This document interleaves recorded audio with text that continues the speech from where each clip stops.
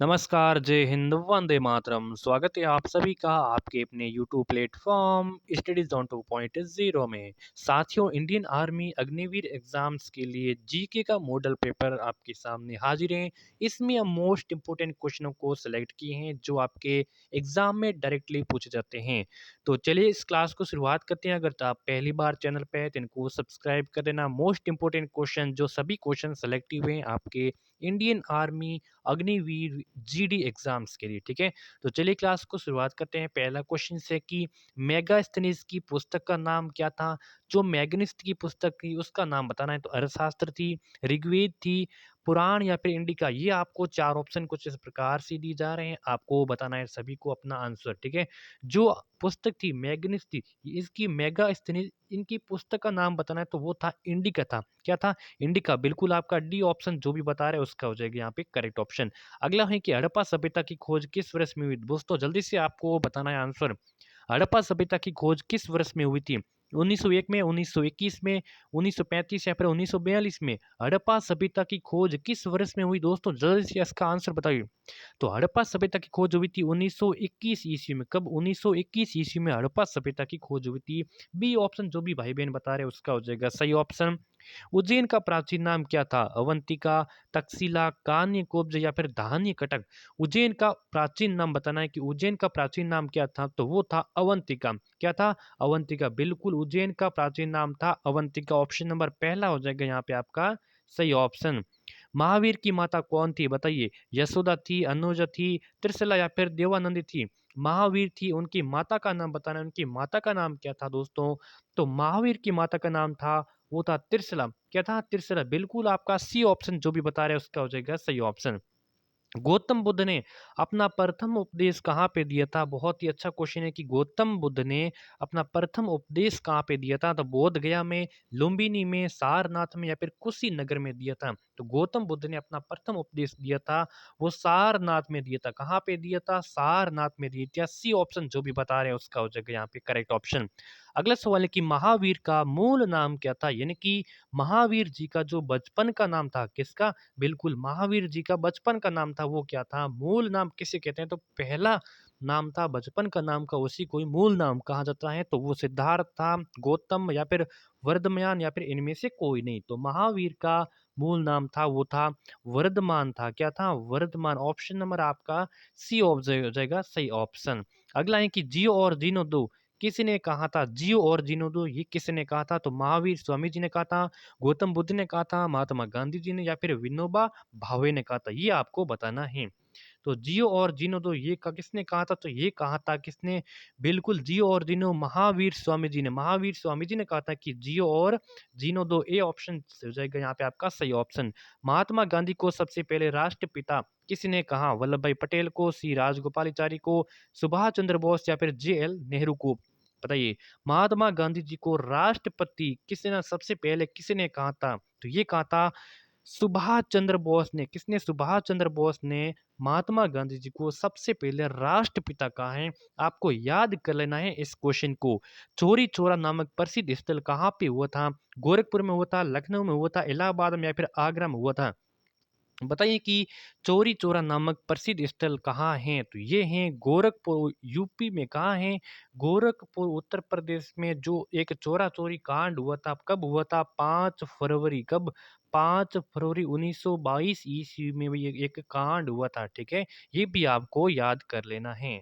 चलिए, भारतीय संविधान के अंतर्गत मूल अधिकारों का संरक्षक यानी कि रक्षक होता है वो कौन होता है? भारतीय संविधान के अंतर्गत मूल अधिकार है, जो 6 मूल अधिकार, इन 6 मूल अधिकारों का संरक्षक कौन होता है? संसद होती है, राष्ट्रपति होता है, न्यायपालिका होती है, फिर मंत्रिमंडल होता है। तो इनका जो संरक्षक होता है दोस्तों वो न्यायपालिका होती है। कौन होती है? न्यायपालिका होती है जो मूल अधिकारों के संरक्षण। ऑप्शन नंबर सी हो जाएगा आपके आपका करेक्ट ऑप्शन। प्रारंभ में कितने मौलिक अधिकार दिए गए? आपको बताना है कि वर्तमान में मौलिक अधिकारों की संख्या है 6। जब शुरुआत में मौलिक अधिकार दिए गए थे उस समय इनकी संख्या कितनी थी? तो उस समय इनकी संख्या थी 7 थी। कौन? 7। और 7वां जो अधिकार था वो संपत्ति का अधिकार था, जिसको संशोधन के द्वारा इनको हटा दिया गया था। Option number B correct option. भारतीय संविधान में राज्य के नीति निर्देशक तत्व ये कहाँ से ग्रहण किए गए थे? किस देश से लिए गए थे नीति निर्देशक तत्व? आपको बताना है कि नीति निर्देशक तत्व किस देश से लिए गए? तो ये आयरलैंड से लिए गए। कहाँ से? आयरलैंड से। बिल्कुल आपका बी ऑप्शन यहाँ पे आपका हो जाएगा करेक्ट ऑप्शन।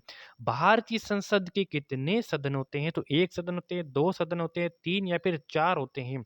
तो लोकसभा और राज्यसभा भारतीय संसद के 2 मुख्य सदन हैं। ऑप्शन नंबर दूसरा हो जाएगा यहाँ पे आपका करेक्ट ऑप्शन। संसद का लोकप्रिय सदन कौन-सा है? देखिए, इसमें से कौन-सा लोकसभा और राज्यसभा में से संसद का जो सबसे लोकप्रिय सदन होता है, वो होता है लोकसभा। कौन होता है? लोकसभा दोस्तों, संसद का लोकप्रिय सदन होता है। ऑप्शन नंबर पहला करेक्ट हो जाएगा। भारत के प्रधानमंत्री होते हैं, तो प्रधानमंत्री की क्या की जाती है? तो क्या प्रधानमंत्री की नियुक्ति की जाती है? क्या निर्वाचित किया जाता है प्रधानमंत्री को? या फिर मनोनीत किए जाते हैं या फिर चयनित किया जाता है? ये आपको बताना है।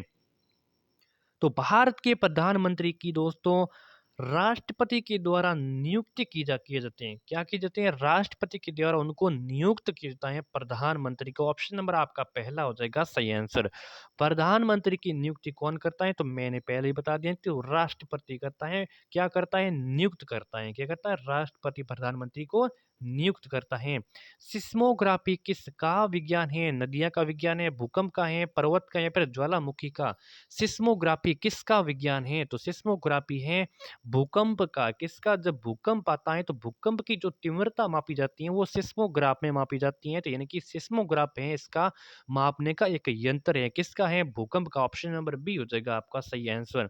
चैनल को आज से ही सब्सक्राइब कर देना, नोटिफिकेशन को भी ऑन कर देना। दक्षिण भारत की नदियों में सबसे लंबी नदी कौन सी है? बहुत ही इंपॉर्टेंट क्वेश्चन है। दक्षिण भारत की नदियों में सबसे लंबी नदी है गोदावरी। कौन सी है? गोदावरी। ठीक है। दक्षिण भारत की सबसे लंबी नदी है जिसको दक्षिण भारत की वृद्ध गंगा के नाम से जाना जाता है और ये भारत की दूसरी सबसे बड़ी नदी और पहली है वो है गंगा। आप सभी को पता है पहली गंगा है जिसकी लंबाई है 2525 किलोमीटर में इसकी लंबाई है। ऑप्शन नंबर पहला इसका हो जाएगा सही आंसर।